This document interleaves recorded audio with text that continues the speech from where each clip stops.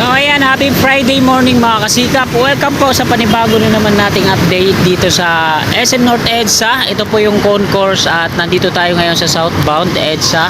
So araw po ngayon ng Biyernes, ika-7 ng Pebrero taong 2025, ika-8 na po ng umaga. So pasadaan lang po natin ang update muli ngayon, no? So ito na yung update dito sa concourse. So ayan, yung ginagawa nila sa taas. Mayroon ng wall kabilaan. Tapos dyan yung mga workers yung nakadilaw ng uniforme. So ito naman yung elevator, yung square na to na may pier. Escalator dyan doon sa unahan, lagyan na nila ng mga support. Ay bubong na rin yan at ninstallan nila ng mga wall na salamin din. At ito naman yung pangalawang escalator. So ayun nga, may nabalitaan po ako. Plano daw po ng MMDA na buwagin ang EDSA carousel dito sa EDSA para bigyan daw ng kaluwagan yung EDSA. So nakakapanghinayang pag iisipin natin na gano'n ang mangyayari. Kung kailan na ito nilagyan na nila ng magandang stasyon, tapos pinaglaanan ng panahon, pondo, tapos bigla na lang magdideklara sila nagigibahin. So sana hindi matuloy yon. Sayang naman yung mga pondo, pera ng mga tao, mga tax na ginastos dito sa busway na to, P2P bus, tapos yung mga stasyon, mga escalator, ito, ay hindi pala, wala palang escalator sa ibang yung mga elevator na ginastosan ng gobyerno galing sa tax ng mga tao, no. So sayang. So medyo hindi rin ako agree diyan sa panukala ng MMDA at medyo hindi rin ako natutuwa sa MMDA, no. Sa kabila ng marami talagang dun, kagaya dun sa sa Cloverleaf Ayala Malls, mga kasigap, talagang mula dun sa may Ayala Malls hanggang dun sa may simbahan, dun tumatawid yung mga tao. Alam nyo ang ginagawa, nakikipagpatentero sila sa mga sasakyan, mga bus, mga trucking, at marami na rin dun nagbuwis ng buhay sa part na yon, sa may Cloverleaf Harapan, na sagasaan. Nung nakaraan, enforcer ang namatay na sagasaan, di na umabot sa ospital ng buhay. So yun, bakit hindi nila isipin na lagyan nila ng footbridge samantalang naglalagay sila ng mga footbridge sa mga lugar naman na hindi gaanong tinatawiran. So di ko alam kung ano yung mindset nila, kung ano yung plano nila sa mga ganyan-ganyan. Tapos ngayon ito plano nila, buwagin daw yung busway. MRT na lang daw yung magiging transportasyon dito sa EDSA. Yan, balik tayo dito sa ating update mga kasikap. Ito na ipakita ko na po yung status ngayon dito. Ito yung Save More sa kanan, SM North EDSA dun sa kaliwa. So andito yung mga workers, all force sila, no? Final coating na ata to, pintura hanggang dun. Dako naman tayo dito sa MRT 7 turn back guideway, dun tayo kukuha ng update. So tara, let's go.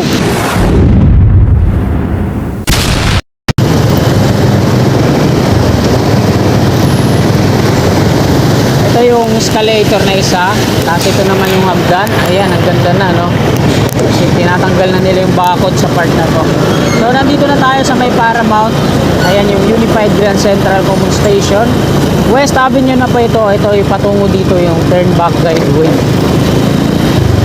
Ayan, naporing na. Ito yung una hanggang dun sa Tok-Tok.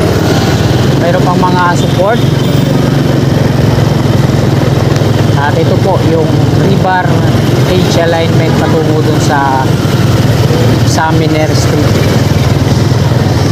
Ayan, meron lang isa dito, may platform na sa taas.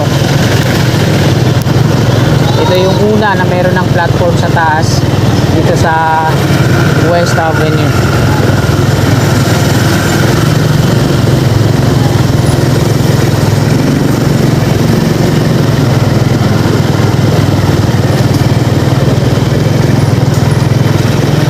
Ito naman nakabalot pa ng gunny bag hanggang dito pa lang.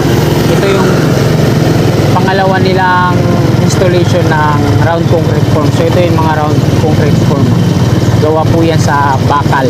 Napakabigat po niyan, ginagamitan po nila ng roller crane para install dyan.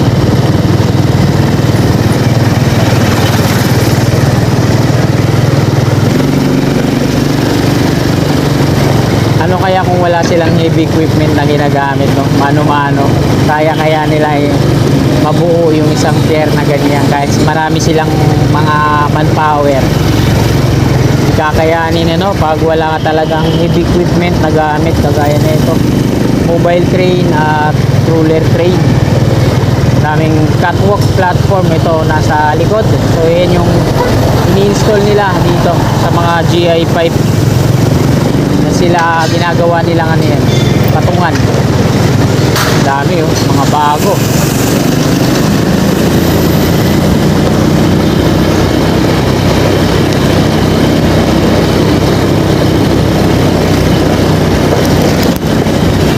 Hindi po ako nagpasensya sa mga kasikip natin. Nagsasawa na sa mga vlog natin na lagi na lang tayo nakasakay daw sa motor. Ayan. Hindi tayo umihinto at naglalakad-lakad naman. Kahit ako nga din po gusto ko din po yung ganun. Yung talagang, kaso ang problema dito mga kasikap yung paparkingan. Alam naman natin na hindi tayo pwedeng basta-basta na lang paparada sa isang gilid, iwanan yung motor kasi una merong mga nangano dyan ng towing at naninikit. Minsan naisip ko na sa isang lugar na iba-vlog natin, mag-commute na lang ako. So pasensya po mga kasigap.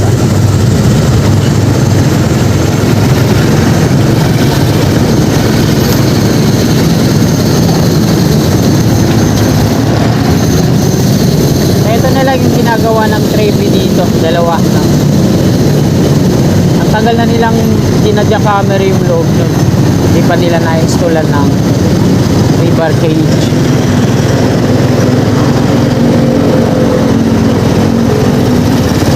So nandito na tayo sa pangalawang pier mula sa dulo. So hindi na ako iikot doon, dito na ako mag-u-turn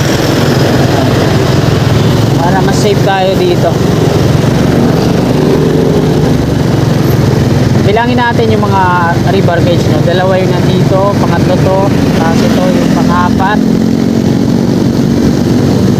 ito yung pang-lima sa ginadya camel, pang-anim naman to, ito yung pang-pito, pang-walo, ito naman yung kasyam, kasampo, ikalabing isa, ikalabing dalawa, ito yung ikalabing tatlo, yung ginadya hammer pa, ikalabing apat, ikalabing lima, ito naman yung ikalabing anim, ikalabing pito, ikalabing walo, ikalabing siyam, dalawampu, dalawamput isa, dalawamput dalawa, dalawamput tatlo, dalawamput apat, dalawamput lima, dalawamput anim, dalawamput pito, dalawamput walo, dalawamput siyam, ikatatlumpu, tatlumput isa, tatlumput dalawa, tatlumput tatlo, tatlumput apat, tatlumput lima, tatlumput anim, ikatatlumput pito, itong may pierhead na ay platform sa taas, tatlumput walo, tapos dalawa dito, ika-apat na po itong dalawa na to, tapos itong dalawa dito, dalawa na magka-partner sa ika-apat na po apat yung nandyan sa may southbound, ika-apat na po anim nandun sa tawid na dalawang magka-partner din na sasalo dito sa harapan natin. Nagagawin daw dito, balance cantilever construction. Then hanggang doon na yung sa tuktok, ayun na yung sasalo doon, nilalagyan na ng suporta para yan sa progress sa cantilever na gagawin dito. So ito naman yung footbridge sa taas na tinanggal dito. Ikukunik ulit yan. Meron ng mga steel trusses. Ayun, para sa roof po yan. Ito naman yung Unified Grand Central Common Station. Ayan o. So hanggang dito pa lang yung mismong slab ng footbridge na to. Hindi ko lang alam kung tatapusin yan hanggang dito. Ang tabayanan na lang natin yung gagawin nila.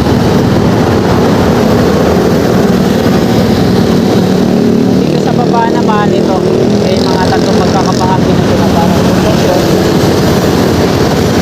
At sana hindi matuloy yung plano ng MMDA na buwagin ang EDSA carousel dito sa EDSA dahil sayang ang pondo ng gobyerno, ang pera ng mga tao na ginastos dito. So hanggang dito na lang mga kasikap. Maraming salamat po sa patuloy nyo suporta kay Kasikap Channel. At bago nyo sana lisanin po video na to, sana palike po sa mga kasikap natin na naabot na winning sumuporta. Pasubscribe na lang mga kasikap. Maraming salamat, magandang umaga at God bless po sa ating lahat. You're my angel, angel baby, angel.